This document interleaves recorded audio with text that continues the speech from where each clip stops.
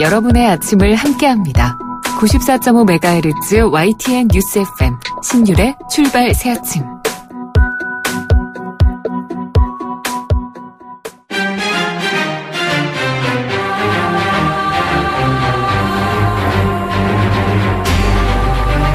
매일 아침을 뉴스로 깨웁니다.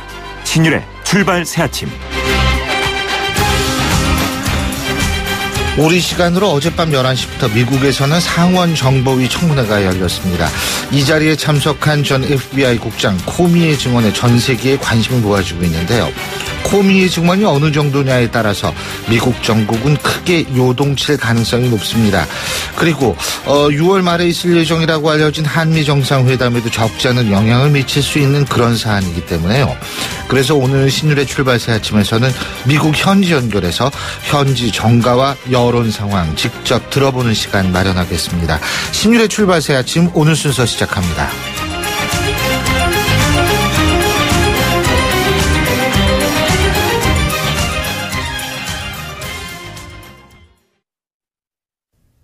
YTN 라디오 신율의 출발 새 아침. 예, 지금까지 들어온 뉴스 정리해 보겠습니다. 백병규 시사평론가 스튜디오에 나와 계십니다. 어서 오십시오. 안녕하십니까. 예, 제가 지금 오늘 오프닝에서도 말씀을 드렸는데 어젯밤 11시 우리 시각이죠. 진행된 미 상원 정보위원회. 여기에 이제 제임스 코미 전 FBI 국장이 증언하러 이제 나왔는데, 그죠? 지금 코미 전 국장, FBI 국장의 얘기 중에 가장 우리가 주목해야 될 부분 중에 여러 부분이 있지만 이 트럼프 미국 대통령이 수사 중단 요구를 사실상 대통령의 지시, 명령으로 생각했다. 이 부분 아니겠어요? 그럴 수밖에 없었다는 것이죠. 예. 아주 작심하고 증언을 나선 것 같습니다. 예. 코미 전 FBI 국장의 그 한 친구는 영국 그 가디언과의 인터뷰에서 이렇게 얘기를 했는데요. 이 코미는 물러서지 않을 것이다. 그는 미국민이 도대체 무슨 일이 일어났는지를 알아야 한다고 생각하고 있다. 이렇게 얘기를 했고요. 그러나는 또 다른 지인은 이 코미는 그의 증언이 앞으로 그 어떤 상황으로 그 이어질지를 잘 알고 있다고 말하기도 했는데요. 네, 어제 증언은 그의 그 지인들의 이런 인터뷰 내용을 좀 확인시켜주는 것이기도 했습니다. 코미 전 국장은 이 마이클 플린 전 백악관 그 국가안보보좌관에 대한 그 수사 중단을 이 트럼프 미 대통령이 요구한 것을 이 사실상 그 지시로 그 받아들였다면서 자신이 해임된 것은 러시아 관련 수사가 진행되는 방식을 바꾸려는 의도 때문이라고 이제 진술을 했습니다.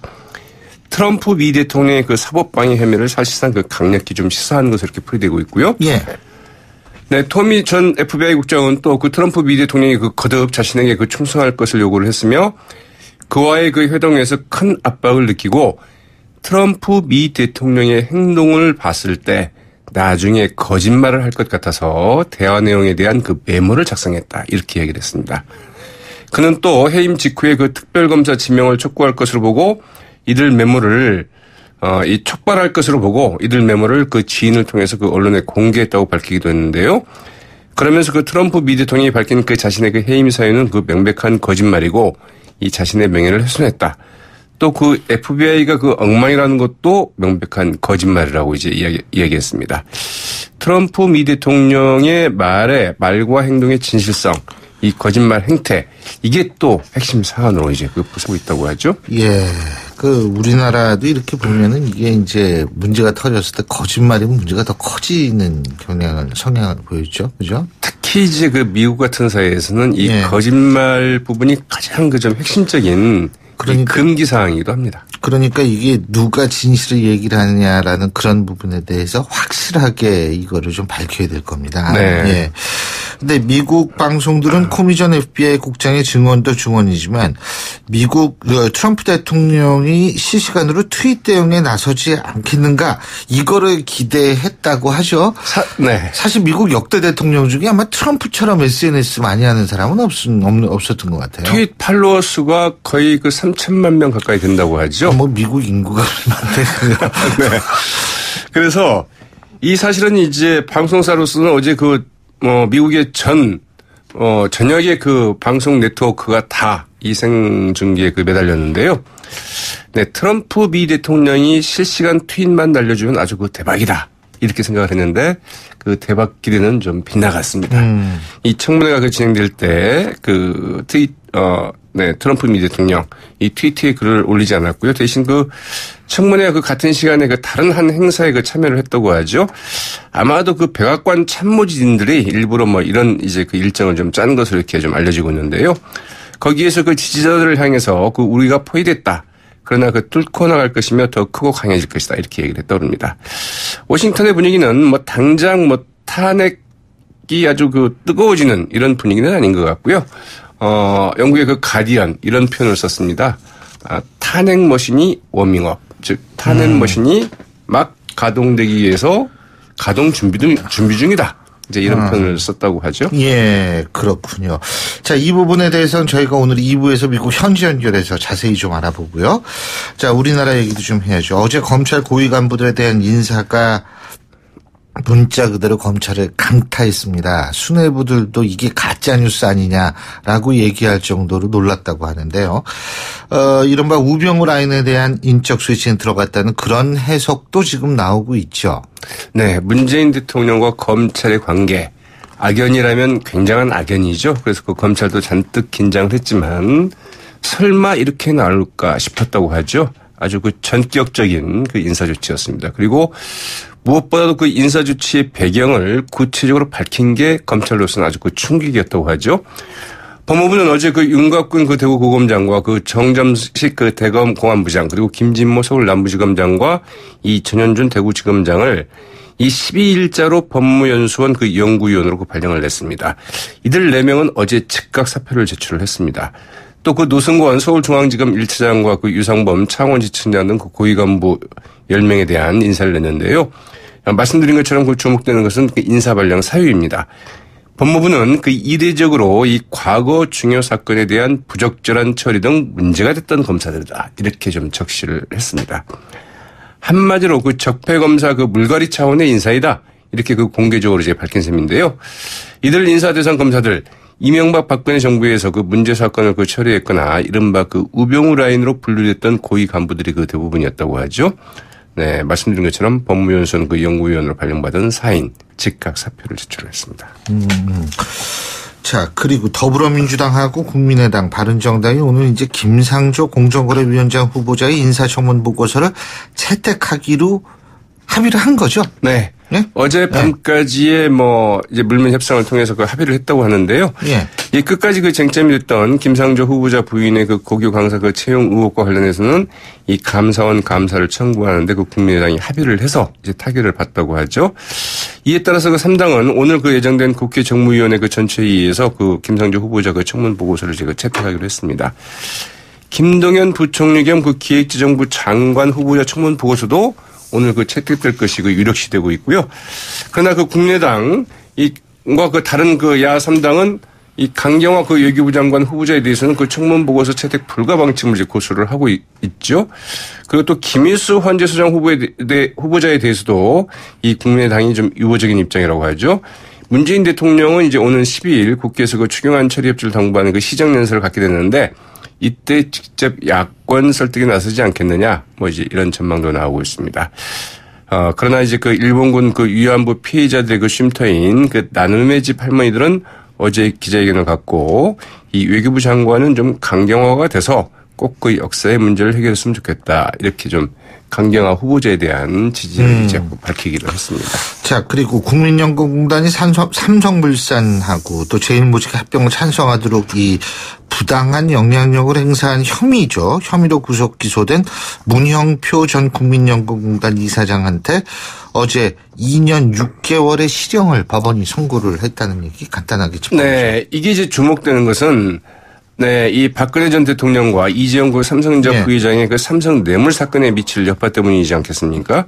이 재판부는 이제 유죄를 선고하면서 그 삼성의 청탁이나 청와대의 지시에 대한 그 판단은 좀 유보를 했지만 그러나 이 법원이 이 국민연금의 그 삼성 합병 찬성에 대해서 이게 국민연금에 대해서 부당한 손해를 끼쳤고 삼성에는 부당한 이득을 취하도록 했다. 이렇게 좀 판결을 해서 앞으로 그 박근혜 전 알겠습니다. 대통령 재판에도 상당한 영향을 미칠 것으로 좀 예상이 되고 있습니다. 예, 오늘 말씀 여기까지 듣겠습니다. 고맙습니다. 네, 고맙습니다. 예, 지금까지 백병규 시사평론가였습니다.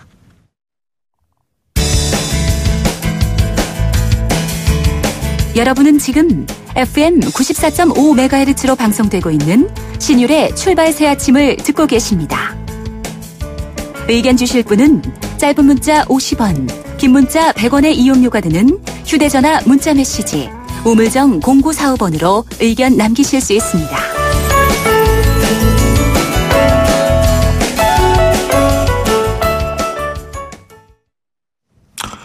호헌철폐 독재타도 전두환 군사정권의 퇴진을 요구하면서 이 전국적으로 퍼져갔던 민주화운동 6월 민주항쟁 올해로 벌써 30주년이 됐습니다. 오늘이 2017년 6월 9일입니다만 특히 오늘로 딱 30년 전인 1987년 6월 9일 당시 연세대학교 학생이었던 이한열 열사가 시위 중에 최루탄을 맞고 쓰러지면서 6월 항쟁의 열기는 더욱더 불타올랐었습니다. 그래서 오늘 이 6월 항쟁의 의미를 다시 한번 새겨보는 시간 마련할 텐데요. 먼저 고 이한열 열사의 어머님이시죠. 배은심 여사 전화 연결해서 직접 얘기 들어보겠습니다. 어머님 나와 계시죠? 네. 아유, 이 30년이 됐네요. 30년이. 그죠? 네, 그렇습니다. 이제 30년이 흐른 6월이 다시 왔습니다. 어떻게 보내고 계십니까? 힘이 좀 드네요. 힘이 어떤 의미시죠? 네? 어떤 의미시죠? 힘이 드신다는 게? 그러니까 30년이 됐다면서요. 30년이 된 모든 것들을 또 한번 생각해 보니까 힘이 듭니다. 예, 고생 많이 하셨을 겁니다. 예. 사실 고 이한열 열사가 없었다면 지금의 대한민국의 민주주의가 가능했겠느냐 이런 얘기 하시는 분들이 많거든요. 감사합니다. 진짜 이한열 열사의 그 사진과 그때 당시의 상황 그리고 그때의 노제 이런 것들이 사실 60이라고 얘기를 하는 6월 민주항쟁의 가장 큰 도화선이 됐던 거는 사실이잖아요. 근데 우리 어머니께서도 민주화운동에 헌신하셨잖아요. 그죠? 헌신은 아니고요. 네. 너무 억울하고 너무 분해서 저 집에가 있을 수가 없어요. 그렇죠. 네, 그래서 많은 사람들 속에 들어가서 많이 봤습니다. 지금 그렇게 많이 보셨다 이렇게 진짜 아주 겸손하게 말씀을 하셨는데, 네. 지금 현재 어떻게 이한열 열사가 바라던 대한민국이 이루어졌다고 생각하십니까? 아닙니다. 전 이루어졌다고 생각 안 합니다. 이제 시작이라고 봅니다. 앞으로 어떤 방향으로 나가야 된다고 생각하십니까? 많은 사람들이 60 항쟁이 미완이라고들 많이 하셨습니다. 예. 그래 이제 30년이 됐으니까 좀 완성이 좀 되지 않겠는가 저는 그런 걸 바라고 있습니다. 예. 촛불 같은 경우도 사실 있었잖아요. 그죠? 네. 지금 이한열 열사 친구들이 곳곳에서 활동하고 있지 않습니까? 그렇죠? 네.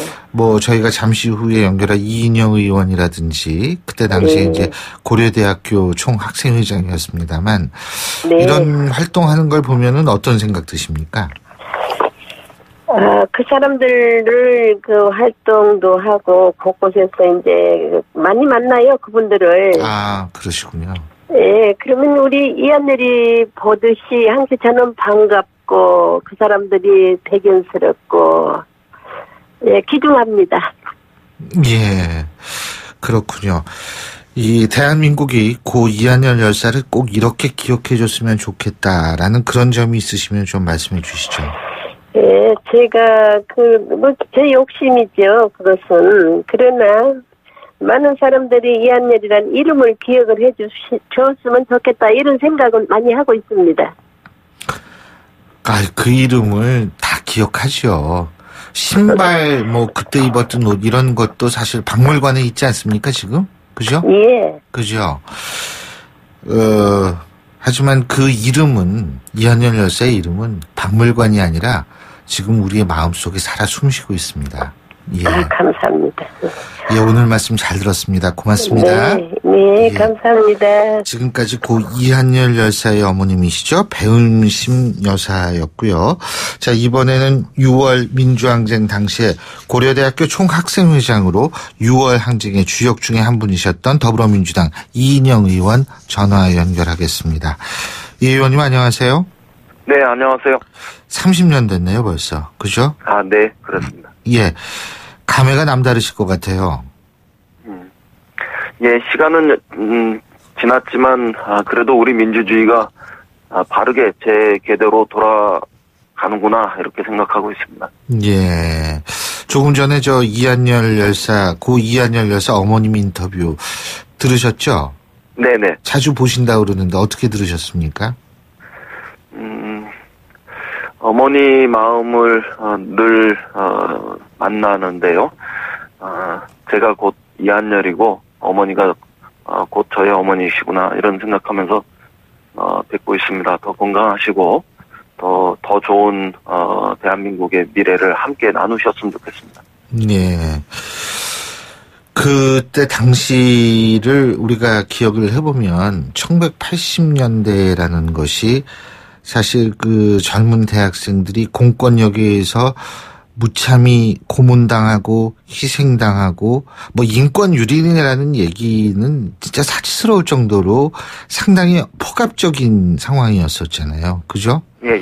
그때 우리 이한열 의원, 이인영 의원께서는 실제로 총학생회장으로서 여러 가지 일을 많이 겪으셨을 것 같은데 바로 그런 정권을 무너뜨린 것이 6월 민주항쟁 아니겠습니까? 그죠? 네, 맞습니다. 어떤 의미를 더 부여하실 수 있다고 보십니까? 6월 민주항쟁은 4월 혁명 이후에 우리나라 민주화 세력이 국민과 함께 거두었던 최초의 승리죠. 우리나라 민주화 과정의 분수령이 되었고 또 민주화 운동에서 거봉이었다 이렇게 생각합니다. 6월 민주항쟁으로 인해서 우리 사회는 돌이킬 수 없는 민주주의의 대세 이런 걸 확정했고 또 군사 독재가 폐조하기 시작하는 새로운 길로 접어들었습니다. 그의 대선에서 비록 분열해서 패배하긴 했지만 6월 민주항쟁이 뿌린 씨 싹이 되어서 사회 전반에 민주주의가 진군하고 새로운 사회 기풍들을 형성할 수 있었다 이렇게 생각합니다. 요번에 작년에서 올해 이르기까지 5개월간에 있어서 이 촛불 집회가 또 있었지 않습니까? 그죠? 네네. 이 부분과 6월 민주항쟁을 비교해보면 어떤 공통점과 어떤 차이점이 있다고 보십니까? 6월 항쟁은 1987년판 촛불혁명이었다 이렇게 생각하시면 좋고요. 또 2017년 촛불혁명은 6월 항쟁의 2017년판이다 이렇게 생각합니다. 그래서 민주주의와 국민주권 이런 측면에서 본질은 하나다 이렇게 봅니다. 그럼에도 불구하고 6월 항쟁은 보다 집단적이고 조직적인 투쟁의 결과인데요. 그에 반해서 촛불혁명은 자유롭고 독립된 개인들이 아주 많이 광장에서 모여 이뤄낸 변화였다고 생각합니다.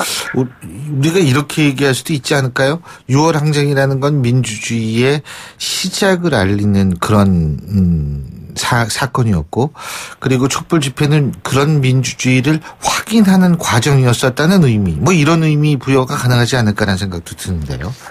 네, 6월 항쟁에서 시작된 그 힘이 30년의 시간을 거쳐서 촛불혁명으로 완성되었다 이렇게 보셔도 좋고요.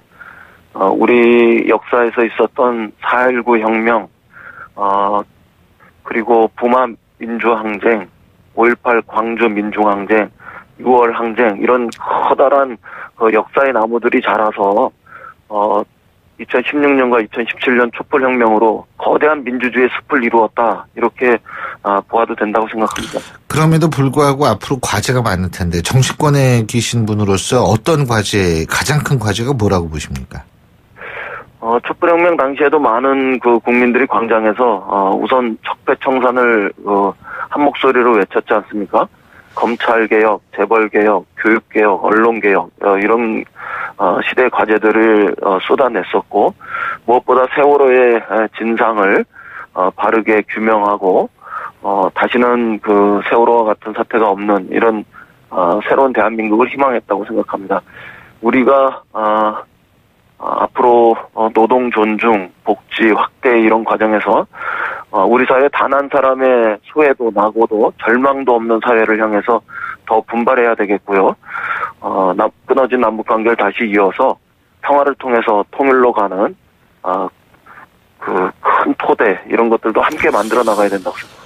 자, 일각에서는 1987년, 그러니까 6월 민주항쟁에서 87년 체제가 형성이 됐고 그렇기 때문에 이번 촛불에 의해서 다시 한번 그런 개헌이 필요하지 않느냐 이런 얘기가 나오던데 어떻게 보십니까? 우리 국민들의 기본권 그리고 각자의 기본적 인권 이런 것들을 더 신장시킬 수 있는 개헌은 필요합니다. 그리고 기업의 사회적 책임과 또 우리 사회에 만연한 불평등, 차별 이런 것들을 시정하기 위해서 정부와 공공의 어떤 적극적 역할 이런 것들을 이루는 사회 경제적인 조항에서 진전 있는 그 헌법도 필요합니다.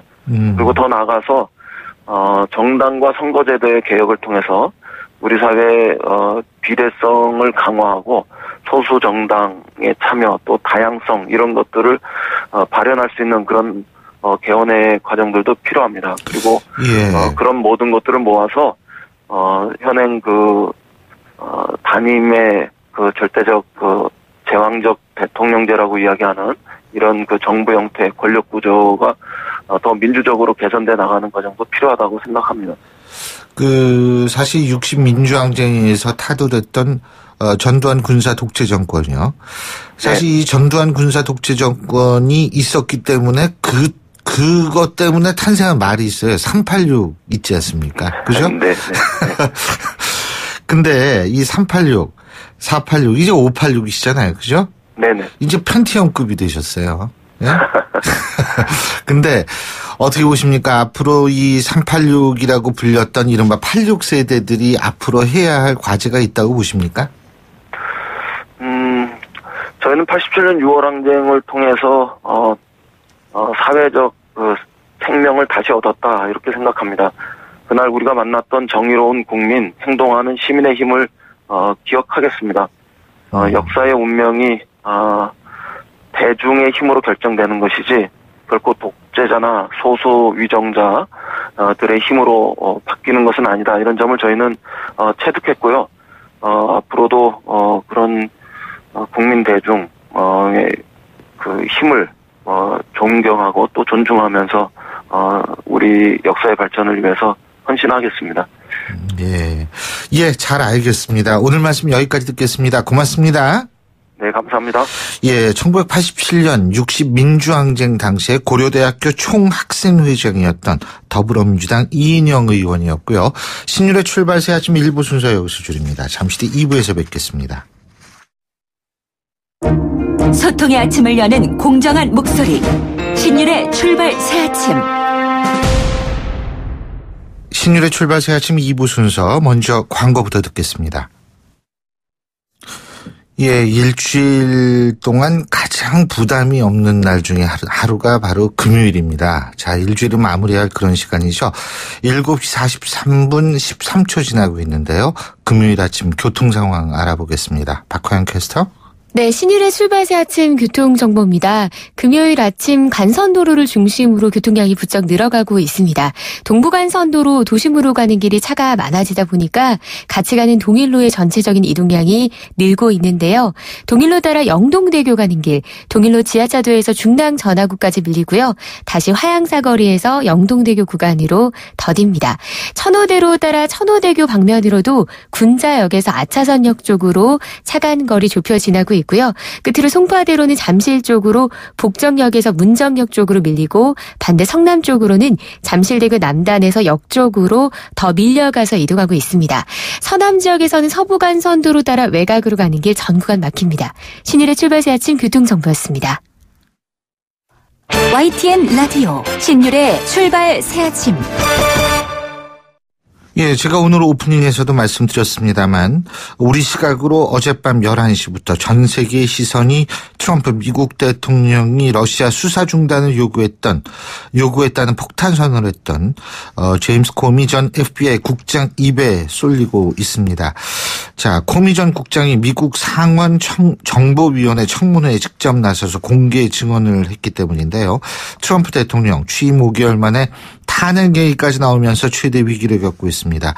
그래서 제가 앞서 말씀드린 대로 미국 현지 연결해서 자세한 얘기 들어보겠습니다. 뉴욕 시민참여센터의 김동석 상임이사 전화 연결하겠습니다. 김 이사님 안녕하십니까? 네네, 안녕하세요. 오늘은 예. 워싱턴에 있습니다. 아, 워싱턴에 계시죠. 그 청문회장에 직접 가시려고 워싱턴에 가신 거죠, 그죠? 네, 청문회장에 코미 증언 들을만 하죠. 그래서 새벽 6시 도착했는데 4시부터 기다리는 사람들에 밀려서 결국에 청문회의장 안엔 못 들어가고 그 바깥에 회의룸에서 지켜봤습니다. 아, 그러셨군요. 자, 그 이른바 본방사수, 미국 국민들이 본방사수죠. 이 시청률이 얼마 나왔는지 굉장히 궁금해요. 예? 상당하게 많은 미국인들이 이 청문회를 봤을 거라는 생각이 드는데요. 자, 예. 사실 그렇습니다. 이 청문회장에 15명 정보위원들, 상원 정보위원회거든요. 거기에 보좌관들, 그 다음에 FBI 직원들, 의회 사무처 직원들, 그렇게 해서 이미 꽉 찼는데도 불구하고 미디어들 한 120명 들어갔는데 못 들어간 사람 많고 굉장했습니다. 저는 여기 한 10년 이상 이런 일을 하면서 이 한 상임위원회 청문회가 이렇게 관심을 끄는 게 처음이고요. 아시겠지만은 미국의 전 미디어가 공중파를 포함한 TV뿐만 아니라 SNS 이런 모든 게 오늘 공개적으로 하는 청문회 여기 시간은 오전 10시부터 한 2시간 이상 했는데요. 이 생중계를 다 했었습니다. 그 정도로 지금 미국뿐만 아니라 세계인의 이목이 집중된 트럼프와 코미 FBI 국장 전임이죠. 이 지금 진실 공방전으로 이렇게 가고 있는 거를 이렇게 관심이 집중돼 있습니다. 자, 코미 전 국장 어떻게 메가톤급 증언을 했나요? 사실 스모킹건이라고 불리우던 이제 코미 메모요. 예. 대통령이 나한테 수사 방해 압력을 가하는 걸 느끼고서 메모를 해서 친구한테 이메일 보낸 거.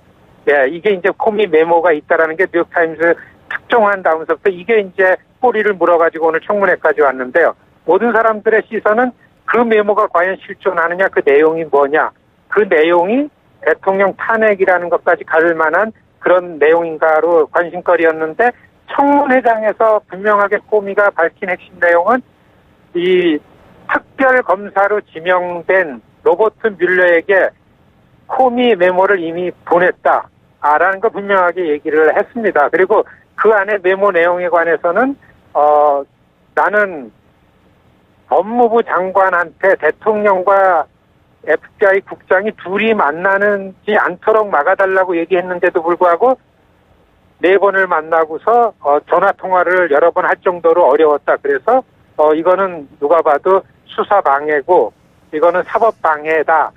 라는 걸 분명하게 증언을 했습니다.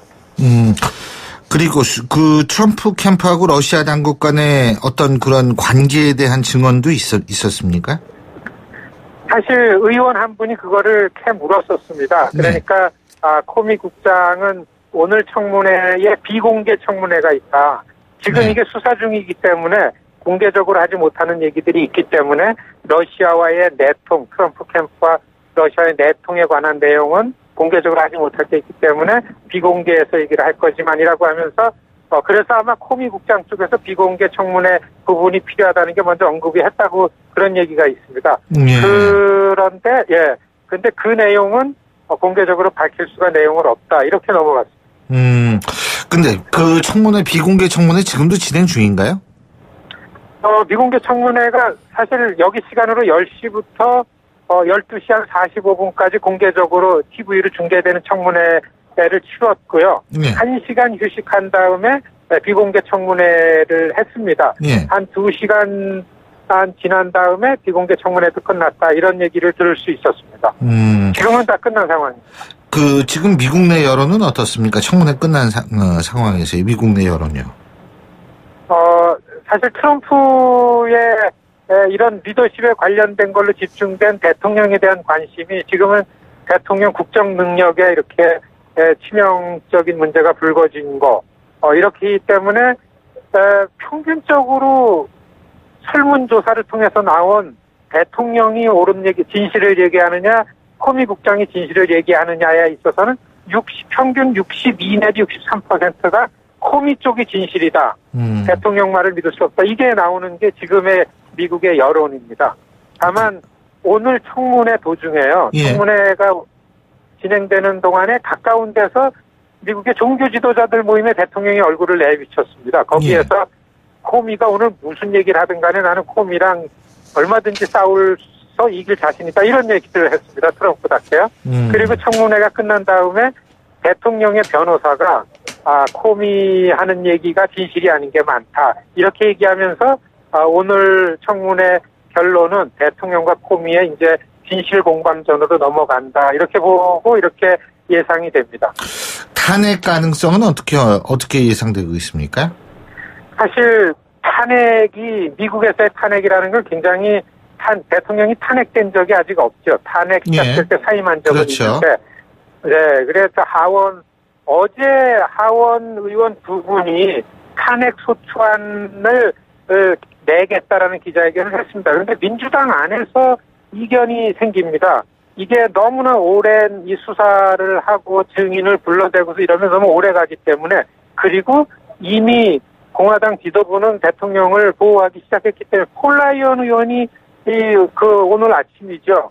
대통령이 워싱턴이 낯설기 때문에 FBI라든지 법무부라든지 의회든지 이런 데 오가는 관계에 프로토콜을 잘 모르기 때문에 실수한 부분이 많다. 뭐 이런 식으로 그 프로텍트를 보호를 했습니다. 이런 걸 보면은 공화당 쪽에서 막아놨었기 때문에 탄핵이라는 거는 굉장히 좀 먼 길일 텐데, 그렇기 때문에 민주당 다수는 탄핵보다는 계속해서 러시아 내통설 수사를 잘 하게끔 하고, 그런 내년도 중간 선거에서 하원이라도 민주당이 다수당을 차지하면서 어떤 일을 해야만 승산이 있다.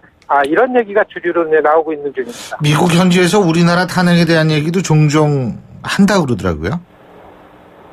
대한민국 국민들 굉장히 부러워하죠. 지금 미국의 대통령 리더십도 상식적으로 생각되기 어렵기 때문에 예. 어떻게 하면 대통령이 당선된 다음에 바꿀 수 있는가라는 걸 궁리하면서 대한민국 새 대통령 선출되는 과정이 많이 얘기거리가 되고 굉장히 자주 듣습니다.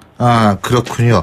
자, 그렇다면은 청문회가 또 추가로 청문회가 예정된 게 있나요? 아직까지는 언제 청문회 한다라는 그 공지는 없는데요. 예. 다만 이제 로버트 뮬러라는 코미 FBI 국장이 이런 일로다가 유명한 분입니다. 이렇게 공개적으로 스포트라이트를 받으면은 익숙해지는 분인데, 알고 보니까 이 코미 메모를 이미 로버트 뮬러 특별검사한테 보냈기 때문에 수사하는 과정에서 아마 그런 게 있을 것 같은 기대도 됩니다. 알겠습니다. 예, 시간 관계에서 오늘 말씀 여기까지 듣겠습니다. 고맙습니다. 네, 안녕히 계십시오. 예, 지금까지 뉴욕 시민참여센터의 김동석 상임이사였습니다. 신율의 출발새 아침 2부 순서 여기서 줄입니다. 전 뉴스 들으신 이후 8시 10분 3부에서 뵙겠습니다.